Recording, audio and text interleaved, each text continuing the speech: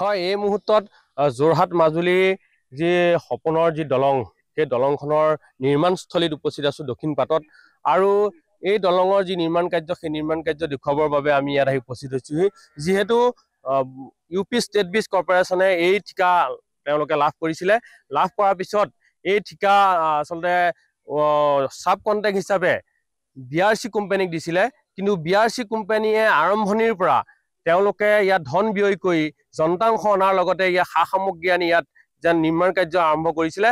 কিন্তু শেহতীয়াকৈ BRC আৰু ইউ পি ষ্টেট ব্ৰিজ যি কোম্পানীৰ মাজত থৈয়া নথৈয়া ৰণ লাগিছে। আৰু যাৰ পৰিণতিত আচলতে কাম বন্ধ হৈ আছে এমাহ দিনে। আৰু এই যি থৈয়া নথৈয়া ৰণ, সেই ৰণৰ আচলতে হস্তক্ষেপ কৰিবলগীয়া হৈছে চিফ ইঞ্জিনিয়াৰে। 10 দিন সময় বান্ধি দিছে চিফ ইঞ্জিনিয়াৰে, দুটা যিহেতু কোম্পানীৰ মাজত এই যি সংঘাতৰ ওৰ পেলাবৰ বাবে।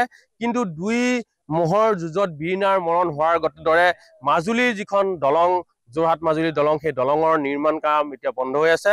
আৰু সম্পূৰ্ণৰূপে দেখুৱাইছো মই ইয়াত সম্পূৰ্ণৰূপে নীৰৱতা দেখিবলৈ পোৱা গৈছে। ইয়াত কোনো যন্ত্ৰাংশ ইয়াত নাই, সকলো যন্ত্ৰাংশ ইয়াত লৈ গৈছে, সা সামগ্ৰী ইয়াৰ পৰা উঠাই লৈ গৈছে। আৰু যিসমূহ ইয়াত ৰদকে ধৰি বস্তু ইয়াত মজুত কৰিছিলে, সমগ্ৰ ইয়াত যিসমূহ বস্তু আছিলে, সকলো বস্তু যি BRC কোম্পানী ইয়াৰ পৰা লৈ যোৱা দেখিবলৈ পোৱা গৈছে। আৰু দেখুৱাইছো যে এই ইয়াত এক প্ৰকাৰ নীৰৱতা দেখিবলৈ পোৱা গৈছে চাৰিওফালে।